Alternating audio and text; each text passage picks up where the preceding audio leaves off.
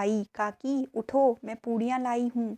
काकी ने लाडली की बोली पहचानी, झटपट उठ बैठी, दोनों हाथों से लाडली को टटोली और उसे गोद में बिठा लिया।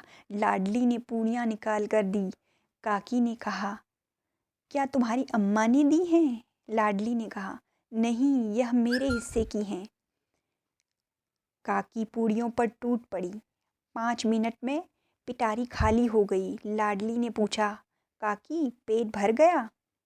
जैसे थोड़ी सी वर्षा ठंडक के स्थान पर और भी गर्मी पैदा कर देती है, उसी भांति इन थोड़ी पूड़ियों ने काकी की क्षुधा को और उत्तेजित कर दिया था। बोली, नहीं बेटी, जाकर अम्मा से और मांग लाओ। लाडली ने कहा, अम्मा सोती है, जगाऊंगी तो मारेगी। काकी ने पिटारी को फिर टटोला, उसमें कुछ खुरचन गिरी थी, बार बार होंठ चाटती थी, चटकारे भरती थी।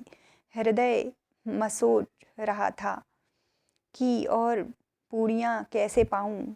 संतोष हेतु जब टूट जाता है तब इच्छा का बहाव अपरिमित हो जाता है।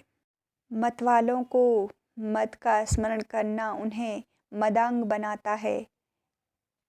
काकी का अधीर मन इच्छाओं के प्रबल प्रवाह में बह गया। उचित और अनुचित का विचार जाता रहा। वे कुछ देर तक उस इच्छा को रोकती रही। सहसा लाडली से बोली, मेरा हाथ पकड़कर वहाँ ले चलो जहाँ मेहमानों ने बैठकर भोजन किया है। लाडली उनका अभिप्राय न समझ सकी। उसने काकी का हाथ पकड़ा और ले जाकर जूठे पत्तलों के पास बिठा दिया। दीन क्षुधातुर ज्ञान बुढ़िया पत्तलों से पूड़ियों के टुकड़े चुन चुन कर भक्षण करने लगी। ओह, दही कितना स्वादिष्ट था, कचौरियाँ कितनी सलोनी, खस्ता कितने सुकोमल। काकी बुद्धिहीन होते हुए भी इतना जानती थी कि वह काम कर रही हूँ जो मुझे कदापि न करना चाहिए। मैं दूसरों की जूठी पत्तल चाट रही हूँ, परंतु बुढ़ापा, तृष्णा, रोग का अंतिम समय था जब संपूर्ण इच्छाएं एक ही केंद्र पर आ लगती। बूढ़ी काकी में यह केंद्र उनकी स्वादेंद्रिय थी। ठीक उसी समय रूपा की आंख खुली।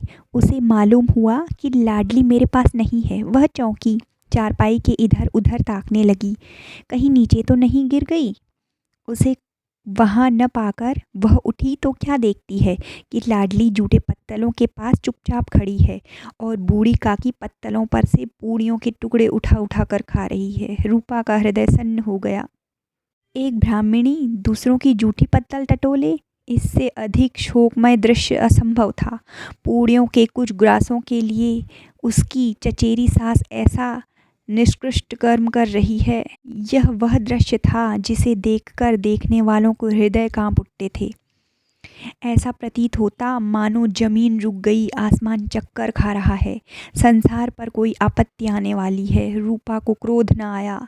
शोक के सम्मुख क्रोध कहाँ, करुणा और भय से उसकी आंखें भर आई। इस अधर्म का भागी कौन है?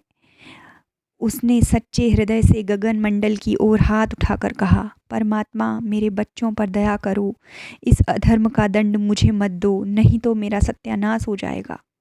रूपा को अपनी स्वार्थपरता और अन्याय इस प्रकार प्रत्यक्ष रूप में कभी न दिखाई पड़े थे। वह सोचने लगी, हाय कितनी निर्दयी हूँ, जिसकी संपत्ति से मुझे 200 रुपया आय हो रही है, उसकी यह दुर्गति।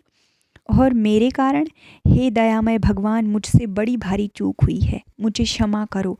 आज मेरे बेटे का तिलक था, सैकड़ों मनुष्यों ने भोजन पाया, मैं उनके इशारों की दासी बनी रही, अपने नाम के लिए सैकड़ों रुपये व्यय कर दिए, परंतु जिसकी बदौलत हजारों रुपये खाए, उसे इस उत्सव में भी भरपेट भोजन न दे सकी, केवल इसी कारण तो कि वह वृद्धा असहाय है।